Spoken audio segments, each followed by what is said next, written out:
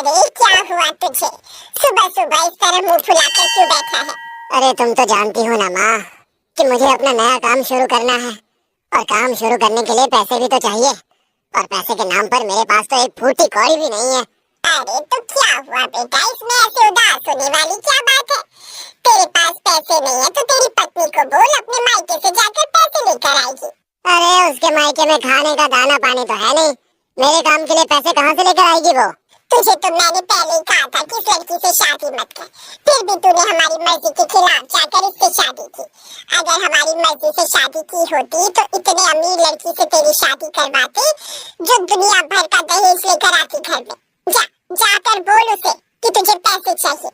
अमित ने रिंकी से love marriage की थी, लेकिन शादी के कुछ समय बाद ही उसका तेवर उसके लिए बदल गया था। जैसे उसकी माँ ने उसे दो चार बातें बोली तो वो पैसे मांगने के लिए रिंकी के पास चला गया और उसे उसके मायके से पैसे मांग कर लाने के लिए कहने लगा। कैसी बातें कर रहे हो आप? 5 लाख रुपए कहाँ से लाएंगे मेरे मम्मी पापा? वो दोनों जैसे तैसे करके तो अपनी 2 वक्त की रोटी खाते हैं। उनके पास इतना पैसा होता तो क्या आज उनका जीवन ऐसा होता? अरे वो सब मैं कुछ नहीं जानता, मुझे पैसे चाहिए, मतलब चाहिए। अभी के अभी घर जाओ और अपने मम्मी पापा से पैसे मांग कर लाओ, और अगर पैसे लेकर नहीं आई ना तो यहाँ पर आने की कोई जरूरत नहीं है। अमित रिंकी को जबरदस्ती उसके घर भेज देता है। रिंकी पूरे रास्ते रोते हुए अपने घर तक पहुँचती है, लेकिन घर के बाहर पहुँचते ही वो अपने आंसू साफ करती है और घर का दरवाजा खटखटाती है। उसकी माँ का दरवाजा खोलती है और अपनी बेटी को इतने समय बाद देखकर बहुत खुश होती है। कितने दिनों बाद घर पर आई है तू? जब से शादी करके गई है तब से यहाँ पर तो तूने आना ही बंद कर दिया था। अंदर आ, मैं तेरे लिए चाय बना कर लाती हूँ।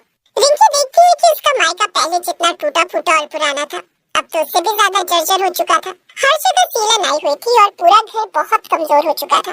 रिंकी ने देखा कि चीनी के डिब्बे में बस 1 चम्मच चीनी थी। उसकी माँ ने रिंकी के लिए 1 कप चाय बनाई। तुमने सिर्फ 1 कप चाय क्यों बनाई माँ?